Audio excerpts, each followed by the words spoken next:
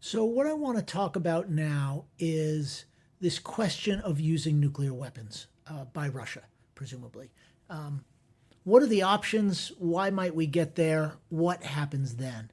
And just to again sort of recap where we left off and where I think we stand today, which is that Russia is losing ground on the battlefield and is using this strategy instead of targeting Ukrainian cities. But going forward, it looks like we can have a situation where Russia continues to target Ukrainian cities, but is still losing territory on the ground. And to the extent that that continues to be the case, Mr. Putin and his advisors are going to have some tough decisions to make. Do they live with the fact that they're losing all of this territory that they took over the past 6 months?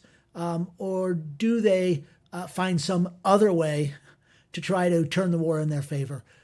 Which, if it's not done by these new troops they're mobilizing, right, the obvious kind of answer might be nuclear weapons. And Putin has threatened not very vaguely about using nuclear weapons. So what does this look like? The big point I want to make, the obvious point, is that nuclear weapons use would represent an epochal change in international politics. Yes, the U.S. used nuclear weapons against Japan in 1945, but that's a long time ago, and a lot has changed since then. The first is that there's been this general consensus. One of my former colleagues, Nina Tannenwald, calls it the nuclear taboo. There's this agreement that they're so horrible that they must not be used, especially because, right, is once they're, and this was different in 1945, the U.S. was the only country that had these weapons. But now, right, there's the threat that once they're used, they will continue to be used, and there will be an escalation that leads to something that looks like global Armageddon. But the other thing that's happened in the intervening 70 plus years, is that it's been very difficult for strategists to figure out how to use them in a militarily significant way. And so, when I was in university and graduate school, back to when the Cold War was still going, and we read a lot of this stuff, and the U.S. military in particular, well, we knew less exactly about what the Soviets were doing, but the U.S. Military, because it assumed it was going to be outnumbered by conventional forces in some war with the Soviets in the middle of Europe, they thought, well, the Soviets are going to outnumber us in men and planes and tanks, certainly, and we'll make up the difference with tactical nuclear weapons. We built a lot of these tactical nuclear weapons and tried to develop the doctrine for how we would actually use them to win battles and wars and so on. And a couple things came out of that. One was that figuring out how to use them on a battlefield in a way that actually did more good than harm turned out to be pretty tricky. And the other was it was hard to figure out how you were going to start using them in a way that wasn't going to lead to further escalation that led to an all-out nuclear exchange between the United States and the Soviet Union. So in fact, a lot of these tactical nuclear weapons that were in the United States arsenal, they were taken out of service long before the end of the Cold War, again, just because they were seen as creating more danger than they did solutions. And so we'll talk about sort of how that works out in this conflict today. So basically, there's two different ways that any weapons can be used, but especially nuclear weapons, right? Counterforce and countervalue. Counterforce basically means you fight your enemy's army in a battle somewhere, right? You're trying to blow up their tanks, kill their soldiers, and so on. Countervalue means you don't try to kill their soldiers or their tanks. You try to you go after things that they value, their population centers, their cities, and so on, to say, well, we may not be able to beat your army, but we can raise the price of conflict so high that you don't want to do it anyhow, right? It's a classic sort of deterrent strategy, but you're not deterring anymore because now you're actually in a war. But it's the same logic. And essentially, this is what Putin's already been doing with these nuclear threats, is to say, you don't want to do this, you don't want to go too far, because if you do, it's going to raise the cost very, very high. So this distinction, I should say, we already see this in this conflict in the way that Russia has been using its missiles and the drones it's been buying from Iran. Some of them they're using on the battlefield against Ukrainian forces, but some of them they're just using against Ukrainian civilians and infrastructure. In contrast, I would point out the Ukrainians have deployed almost everything they have only in a counterforce strategy, right? They haven't attacked Russian cities. There have been one or two explosions. There was an explosion in Belgorod. There was this attack on the Kerch Strait Bridge, although that itself is really a military asset. So it's been different. So how might Russia use these weapons? Let's talk about the so-called counter value strategy first. Well, even before you get to that, you might just use these weapons to send a signal. That is to say, you don't blow up either the troops or the cities. You just detonate one off in the atmosphere somewhere, maybe over the Black Sea. And this essentially is like firing a shot over somebody's head, like in a movie. You fire the shot over their head to sort of say, yeah, I really will shoot you if I have to. The problem with that, of course, is you still leave the question, okay, well, you fired a shot over my head. Would you really shoot me, or would you really use one of these weapons somewhere that matters? So let's talk about exactly how a counter value strategy might work. One of them might be you could take something that's valuable, but a small city somewhere, and take out a big chunk of it with a nuclear weapon of one size or another. That's sort of a mixture of saying, I'm going to blow up something really important, but I could still do more, right? On the other hand, we could imagine the Russians using a much bigger nuclear weapon and just taking out the center of Kiev all in one fell swoop. It raises the questions, of course, how would Ukraine respond to that? How would the West respond to that? And we'll get back to that later. But those are the kinds of things you can do, right? Is simply blow stuff up to say, you want to stop this war now, don't you? And you want to stop this war worse than we do, or more than we do, and therefore you're going to give us what we want. The other way to use these weapons is in a counterforce mode, which is you actually use them on the battlefield. You might use them against troop formations. You might use them against fortifications. You might use them against supply dumps, this sort of thing. And the big point here is they're powerful weapons. They can have a massive effect on a battlefield. But in this case, dropping one of them, right, does not win the war. And as I said already, using them in a military productive way is not simple. So let me get into some of these kinds of weapons. So we have these so-called tactical nuclear weapons, which at the very lower end of their power are closer in explosive power to a very large conventional weapon than to sometimes what we think of the big nuclear weapons that blow up cities. So just to give some of the idea of the range, the ones we're familiar with, the bomb that was dropped on Hiroshima was a 15 kiloton warhead, and kilotons refer to thousands of tons of TNT. So we measure the power of nuclear weapons in terms of how many thousands of tons of TNT they're equivalent to. And the blast in Hiroshima was assessed to be roughly, right, the equivalent of 15,000 tons of TNT. Nagasaki was a little bit bigger. It was about 20,000. The U.S. during the Cold War built weapons all the way down to something that was called the Daniel Boone, which was an artillery shell that, if I recall correctly, was to be fired from the back of a Jeep, that was 2/100ths of a kiloton, right, or 20 tons of TNT, right, which is basically the size of 20 conventional bombs. Roughly the size, I have read, that is to say, one of these Daniel Boone artillery shells, roughly the size of the explosion that took place in the port of Beirut in 2020, right? So big enough to cause a tremendous amount of damage and shatter windows all over a city, but it didn't wipe out the entire city. The standard warheads that the U.S. puts in its big intercontinental ballistic missiles range from 100 to 400 kilotons, and so those are really the biggest ones in the U.S. Arsenals. Although the U.S. has weapons that go all the way up to 1.2 megatons, or in other words, 1,200 kilotons, almost 100 times as powerful as the bomb in Hiroshima. The Soviets built a bomb that they detonated back in 1961 or 62 called the Tsar Bomba, the Tsar of bombs, the Tsar of bombs, 50 megatons. Now, because of the way the physics works, these things explode in 3 dimensions. A weapon that is 10 times the yield doesn't have 10 times the destructive capacity because it's going in a lot of different directions, but we don't need to get too far into the physics. The question is this, is what do you do with them on the battlefield? You don't want to drop them on your own troops.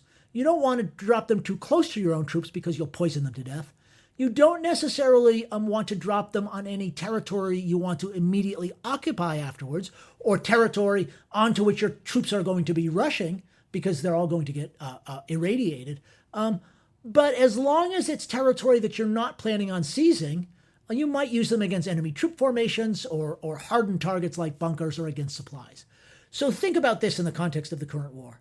If Russia decides it's satisfied at this point, right, or it's just desperate enough, right, it can't think about taking more Ukrainian territory, but it wants to stop the Ukrainians from taking territory back. You could imagine using some of these weapons against Ukrainian forces in territory that is going to continue to be held by Ukraine that the Russians aren't going to take.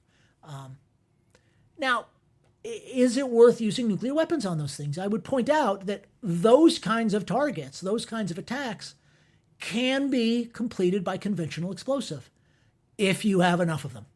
And so one of the things this actually gets to in nuclear weapons is part of it is at the kind of scale of fighting a really big war, tactical nuclear weapons actually are efficient money savers compared to conventional explosives.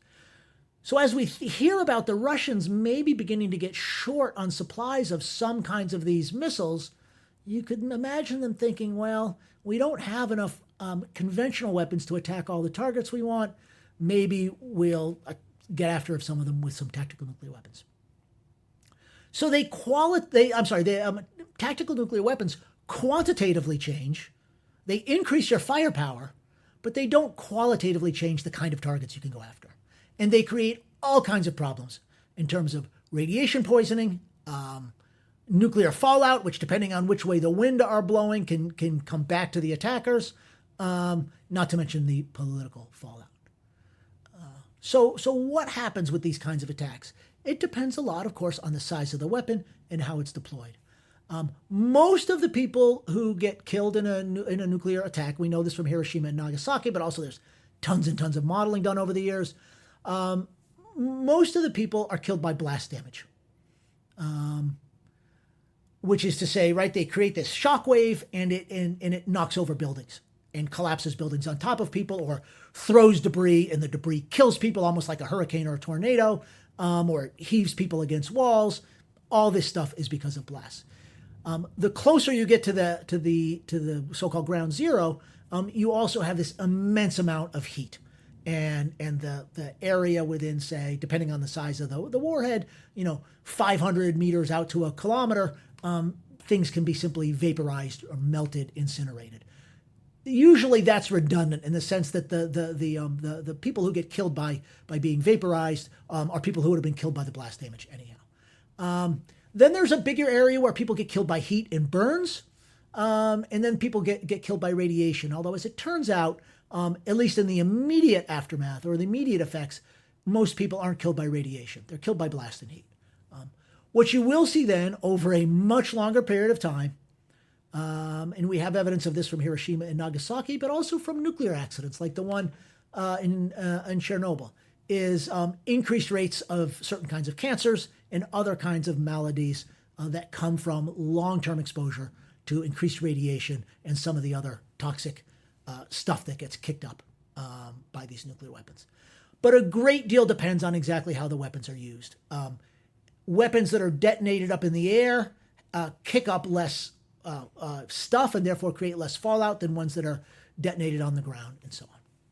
So that's kind of the gruesome effects of nuclear weapons. But let's get to the political effects, right? So let's just say Russia starts using these things in a tactical sense on the battlefield. How would Ukraine and the West respond? Well, we don't know, of course, but I'm going to speculate. I think all the signs we have so far are that Ukraine is not going to surrender simply because a single nuclear weapon is used.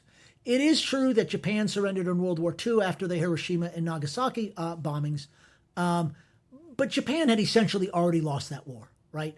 The only question by the time August 1945 came around was, are a whole bunch more Americans and a whole bunch more Japanese going to be killed by the U.S. And allies having to invade the Japanese home islands and end the war that way, or is it going to end more quickly? And those nuclear weapons, I think, answered that question for the Japanese leadership. The point I would get to involving Ukraine is it's not going to take, I think anyhow, a single demonstration weapon or a single use of a nuclear weapon on a battlefield or a single use of a nuclear weapon against a Ukrainian city. I don't see any sign that that's going to get the Ukrainians to suddenly say, okay, we're out. In fact, I think the opposite is going to happen. I think the Ukrainians are going to turn to the West and say, you see what we're dealing with here. It's that much more important, right, that these guys be defeated. I think the more interesting question is how the West responds. And how the West would respond, I think, will depend very, very much on exactly what Russia does. How many nuclear weapons does it use? How does it use them, et cetera, et cetera. I think the bare minimum is that the United States and the NATO allies would begin to send a lot of weapons to Ukraine that so far it has declined to send. And in that sense, I think this is a really important point about nuclear weapons with this war, which is Putin has already used nuclear weapons incredibly successfully because he has deterred the West from sending a lot of hardware to Ukraine that otherwise we might have sent, right? Especially most recently, the longest range ammunition for these HIMARS artillery systems, but also all kinds of longer range missiles, not to mention, right, latest generation Western attack aircraft. So there's all kinds of stuff the West could send that it hasn't sent. And the reason we haven't sent them is because we don't want Putin to use nuclear weapons. So the problem for Putin, of course, then, is once he uses those nuclear weapons, there's no reason for us to hold back anymore. And there have been signs from NATO governments and NATO members already that yes, if that happens, lots more weapons are going to Ukraine. More interestingly, is there have been signs just over the last week or so that NATO members would, in response to a nuclear strike, actually use NATO forces with conventional weapons to attack Russian forces in and around Ukraine. David Petraeus, the former U.S. lead general in Iraq and former head of the Central Intelligence Agency, Petraeus basically said the United States and NATO allies would essentially wipe out all the Russian troops in Ukraine and take out all the ships in the Black Sea Fleet. Now, he's an ex-government official, not a government official, so he's not speaking authoritatively. Josep Borrell, who is the European Union's head diplomat, essentially, head of their foreign policy apparatus, used the word last week that Russian forces in Ukraine would be annihilated. So this is two different leaders, one from the EU, one from the United States, ex-leader from the United States, basically making that threat. How credible is that threat? We don't know. And of course, before Mr. Putin decides to use a nuclear weapon, he's got to think that through.